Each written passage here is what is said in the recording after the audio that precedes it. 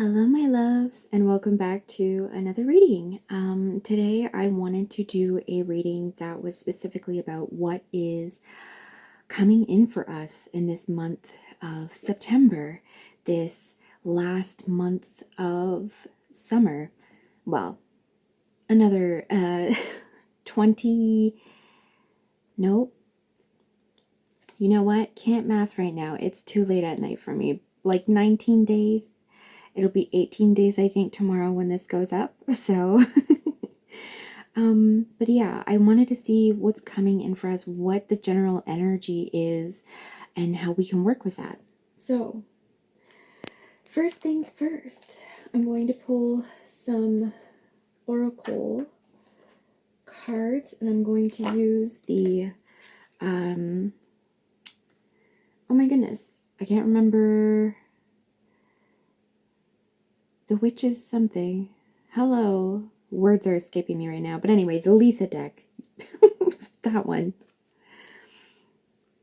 So what is coming in for us in this month of September, in this month of an equinox, of changing season, of the light either dimming or overtaking, if you live in the southern hemisphere, the hours of our days. What is coming in for us, Spirit?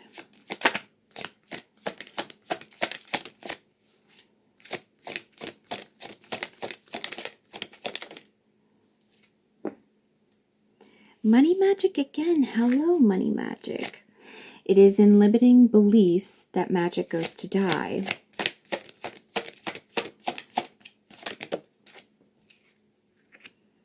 Rot and decay, very perfect. It festers when left in the shadows. Bring it to life by giving it away. And I'm going to pull one more.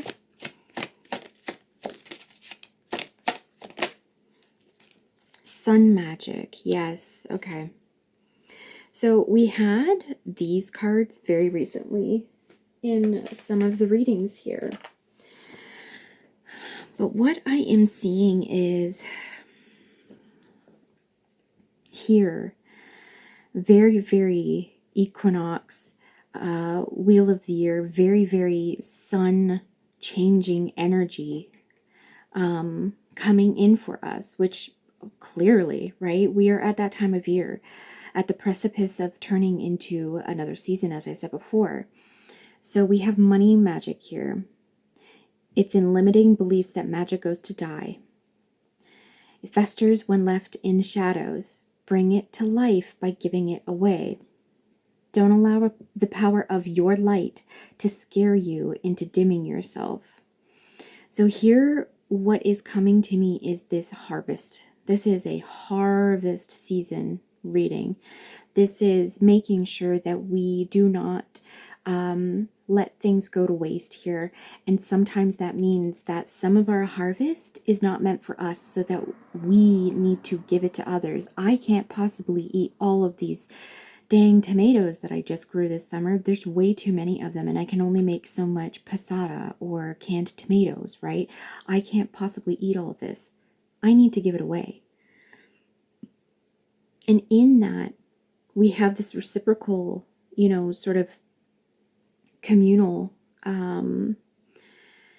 reciprocation, giving and receiving, knowing that when everybody's abundant, that everybody is taken care of, because when there is giving and receiving, then everything gets spread out in this beautiful way that takes care of everybody, right? So here, getting into the sun magic, this is absolutely a coming to understand what it is that you grow best in your summer garden, right?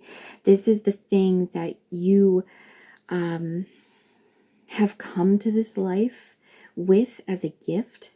This is understanding that gift, and this is knowing that this gift is the thing that grows best in your garden. This is the thing that because we all have light within us, but our light is the most bright when we pursue the arts or the craft work that we do, instead of trying to live these very bottled up kind of lives that are labeled in a specific way by somebody else, right? We don't want to be trapped in the bottle. We want to be free. And we want to let that light shine on all of those around us, which makes not only ourselves bloom, but everybody else around us bloom and be called to us, right? And when we do that, and we shine light on others' lights that are within themselves as well, the moon here even as well, being more of maybe an unknown sort of inner light that somebody may have. When we do that, we create more light with the people, our community around us. And we create this incredibly abundant garden for all of us together, right? It's living in that sort of utopian community, that, town, or even just a neighborhood of a big city that you live in.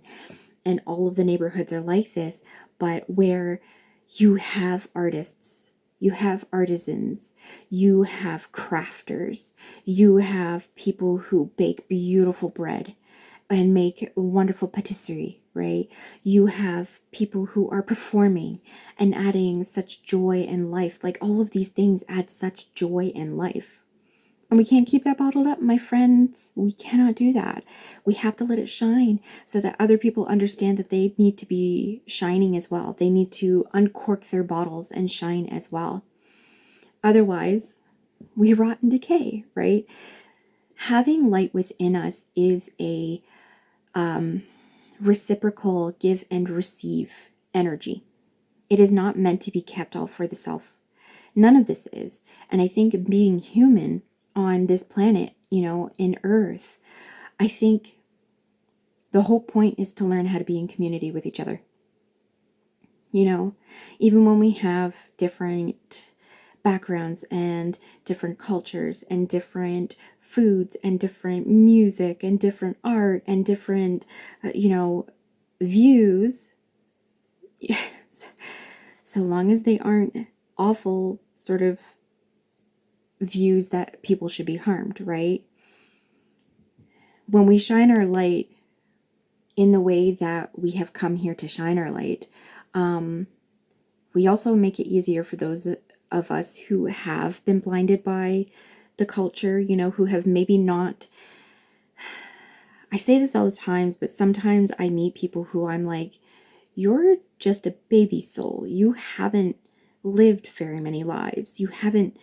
There's just an energy that is very different, and it's not to say that that's better or worse than where I'm coming from, or where, those of us who feel like we have done this quite a few times.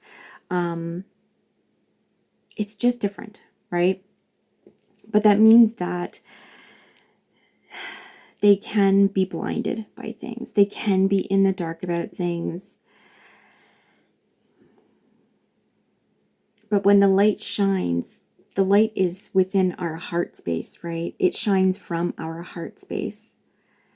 And when that connects to other people's heart spaces, that can open people up. That can break them free of the things that are blinding them and keeping them where they could be stagnant, right?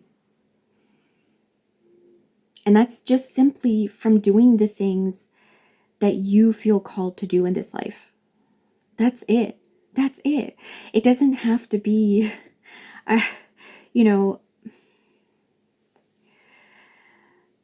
okay, I'll just say it. I try not to get super political about anything. I know my messages are very much for people who are, creative and artsy and crafty, but also we all deeply care about all the people and all the life on this planet and the planet herself. I know we care about that, and we care that there is so much injustice in the world because of the people who hoard wealth and power. I know that's who's being called in to see this, right? So I try not to get super political in the language that I use, but it is there, and you can see those threads, and everything that we do is political, because everything that we do is always in community.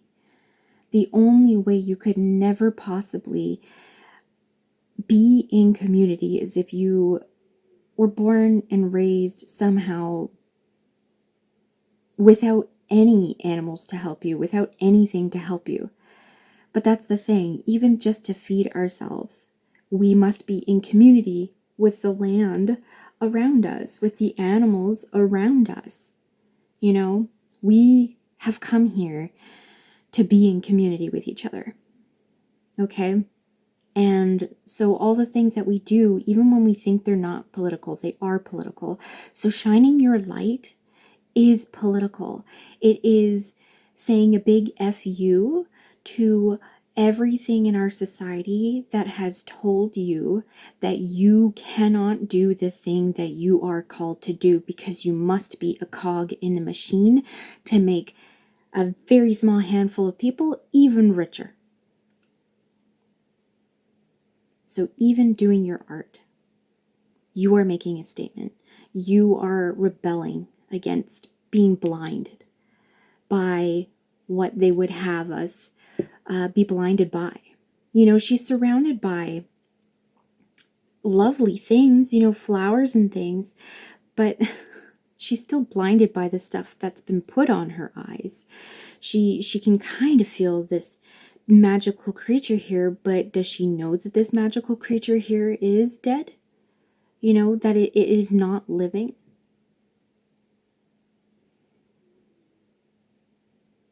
All right.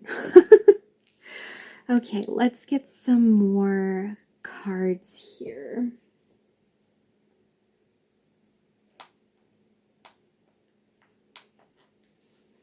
I'm actually going to get some more oracle cards, and this is the Alchemy of the Spirit. Oh my goodness, I just saw the book. Seasons of the Witch. Seasons of the Witch, that's what these cards are. The Letha deck. Okay. So next up, we're going to get some oracle cards from the Spirit, Alchemy of the Spirit deck. What else is it that you would have us know to move forward more with our light shining brightly and not contained anymore, Spirit? How do we need to do that?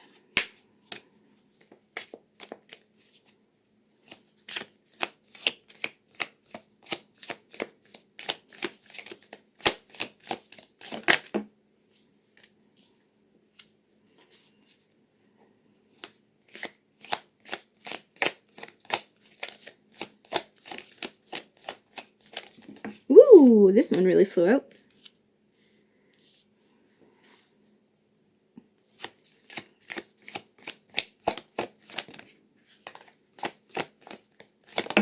Ooh. Oh, beautiful. Oh, yes. Okay. Okay. How do we move forward with this? How do we move forward in our communities doing this, right? I think the initial sort of message about this is the fact that we must be in community. We must be in, you know, the physical community of our local communities. And I know that can be so hard because, like, you know, I live in a very conservative area. These are not my kind of people. But if I go out into this community safely, you know, and shine my light, that light, oh, I'm telling you right now, this light is so infectious. It is the fiery burning of this heart, something that can give people wings and this sword of truth, you know. Shining your light can do that to people. It can change people's minds. It can make them see It can blind themselves and allow them to see this sort of truth, and it pierces the heart in such a way that you cannot ignore it. But we get into community, and if you are somebody who cannot leave the house, you're immune compromised and stuff like that, and you're within your online communities that you've cultivated, this is 100% just understanding the differences between us, okay? The differences between all the things that we live with, the people that we live around, and how we can benefit each other. The salmon that the bear will hunt in one season fertilizes all of those carcasses that when they die after they've fertilized their eggs and they've laid their eggs and fertilized them, all those carcasses make the soil around the rivers so freaking fertile and abundant, right? The bear then benefits from that during berry season because those berry bushes are so abundant, and these bears can go and eat so much, just so much berries. It's such a beautiful understanding of the relationship between all of us, even with our differences, even though bear will eat salmon, but these places around the rivers as well, they're also just the place itself is in relationship, with the salmon, providing these safe places for the salmon to spawn. I'm also the community of family as well, right? The family unit here. And then with the wolf, we get more of the pack unit, which is largely, their families. They are generally sort of really interrelated with each other and stuff like that. But there are new wolves who come in, but this is just understanding, and I'm seeing with the stars here, this particular imagery that I've been seeing a lot lately is that we have to look at our sort of like microbiome of like who we live with, who we see on a daily basis, who we really have to work, very well with in order to survive and not just survive, but thrive very well with, right? And then we zoom out and we look at the entirety of our family and our friend circles, right? And then we zoom out again and we get our local community, our neighborhood or our town that we're in. And then we zoom out again and the collection of towns that we are a part of, that we interact with, because there's trade going between these towns, right? And you zoom out again, et cetera, et cetera. The ripples of light that you're sending out just at the micro level does ripple out into the zooming out, the macro. It zooms out into your larger community. It zooms out, it ripples out into and affects the largest community outside of that as well. Especially in a time where we are so able to communicate with each other so much more easily, right? Because of social media, because of the internet, because of being so connected with each other.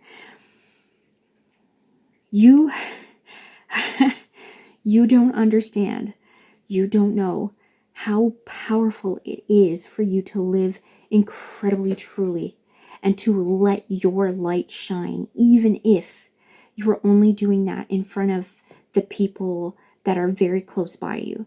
You don't have to be a huge billionaire freaking singer doing, having way too much money and doing crazy shows and being known by basically everybody around the world for your light to spark fires in the hearts of so many people. And that's what we need. That is what we need. It is rebellion to let your light shine like this. It is rebellion to know that you have power to do that. And it can be so simply done just in your own local community. That's it. It doesn't require you to have millions of followers or anything. It just requires you to shine where you are.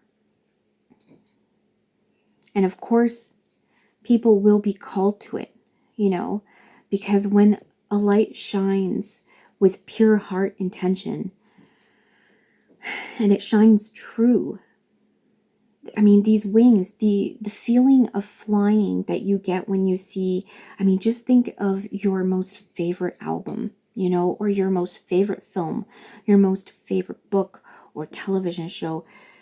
Think about how much that ignites your very soul. And you can be doing that simply in your own small area.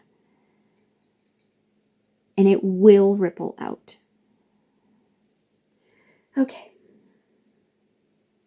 I think I just want a few more cards. Actually, you know what? We're going all oracle cards tonight. And this is the Woodland Wardens deck.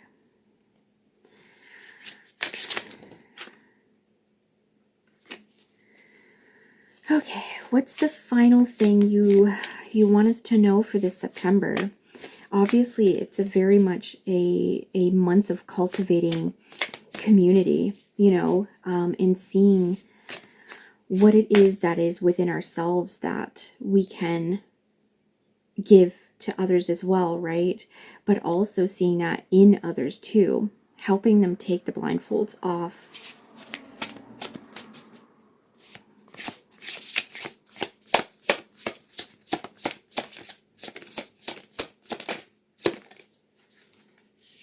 Oh, we had the Cayman and Poppy a little while ago as well. Do we want another card with this, or is this the last card? Another card? No, this is the last card. So the Cayman and the Poppy, I'm going to move these over here now. Underneath it, it says dreams.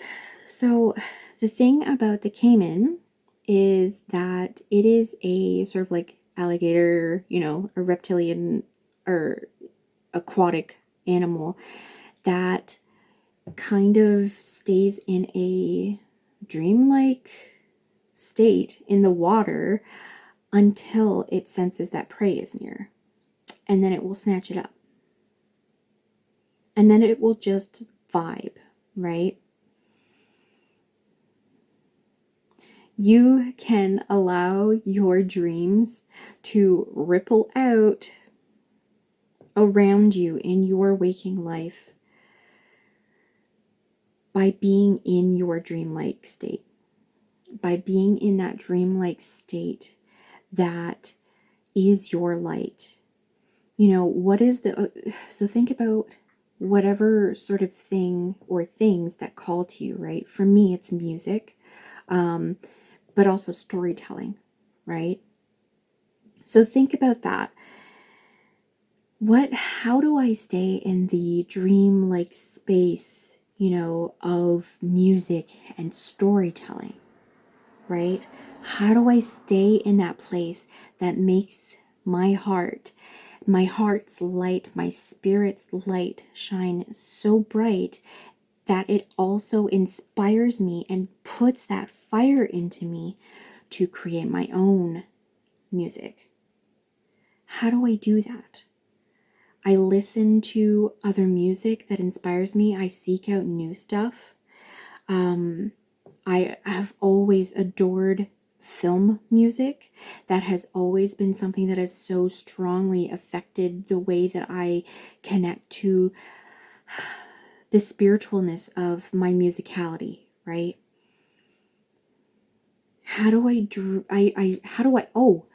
I was almost going to say, how do I keep that dream in reality? But how do I dream reality? How do I dream reality? How do you dream reality? And then you have to take it when it comes and snatch it up.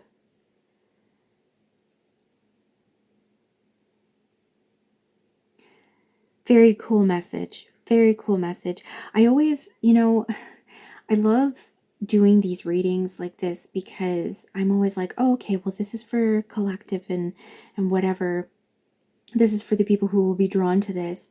But absolutely every single message that has come through me has been for me as well.